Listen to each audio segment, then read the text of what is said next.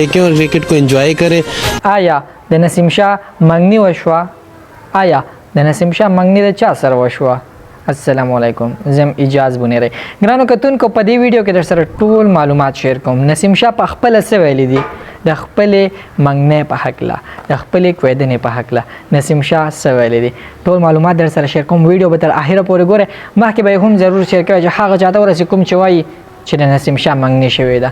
په سوشل میډیا به تاسو داسې قسم پوسټونه لیدلی وي چې د نسیم شاه منګنی شوې ده او واده ته یې لږ وخت پاتې دی. خو ګرانو کتونکو په دې ویډیو کې ټول حقیقت دا دی چې د نسیم شاه منګنی نه ده شوې.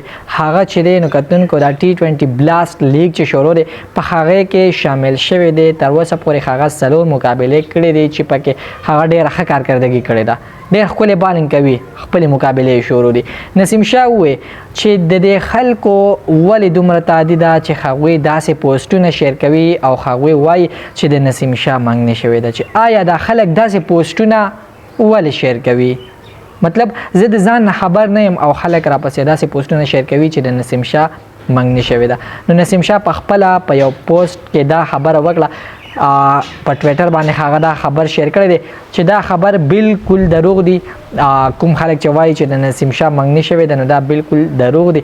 نسیم شاه دا خبره خو وکړه چې زمونږ خپله توجه چې ده دا ما بالکل خپله توجه په کرکټ ورکړې ده او را روان کوم میچونه چې زه به خپل پوره کوشش کوم چې په ورلډ کپ دپاره مونږ تیاری وکړو، د ورلډ کپ دپاره مونږ داسې تیاری وکړو چې د ورلډ کپ د فاینل مقابله خو مونږ ګټو.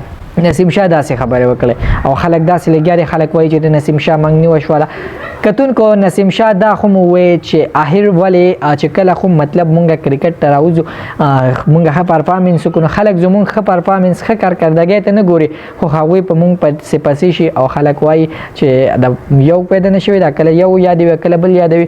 نو کتونکو نسیم شاه په خپله داسې خبرې وکړې چې تر اوسه پورې چې دی نو ما د خپلې منګنۍ په هکله سوچ هم نه دی کړی او خلک وایي چې د هغه منګنی وشوه. نسیم شاه ووایي چې زه چې دی نو خو اوس خپله توجه مې صرف او صرف په کرکټ ورکړې ده.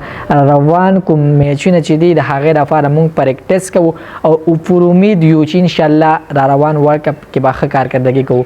د ورلډ کپ نه مخکې ایشیا کپ هم دی خو کتونکو د هغې کومه مسله چې ده نو هغه تر اوسه پورې نه ده حل شوې او کیدای شي چې د هغه حل نه شي نو بیا به د ورلډ کپ دپاره هم مسله کیدای شي ځکه چې بیا پاکستان به انډیا ته نه ځي د ورلډ کپ دپاره که ایشیا کپ مطلب په ښه توګه سره ونه شو. نو تر اوسه پورې چې دی دا یو نوی خبر راغلی او ګرانو کتونکو دا یو نوی خبر و چې ما ستاسو سره شیر کو.